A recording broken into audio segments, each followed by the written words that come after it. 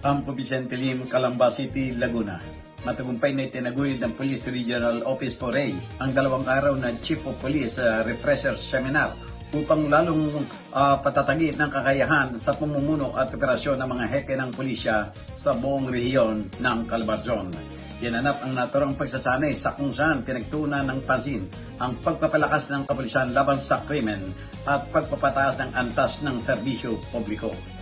Sa ginanap na seremonya ng pagtatapos, binigyan din ni Police Colonel Peloteo Gonzalgo, hepe ng Regional Operations Division, na ang isang epektibong leader ng pulisya ay kinapapalooban ng mataas na integridad, pananagutan at kausayan sa operasyon at mabilis na pagtugon sa pangailangan ng mamamayan.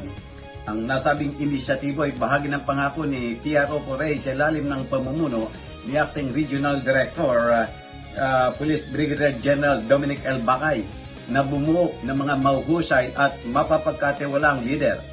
Layunin din itong itaguyod ang focus agenda ng Philippine National Police sa pagitan ng pamantayang BEST Leadership Framework.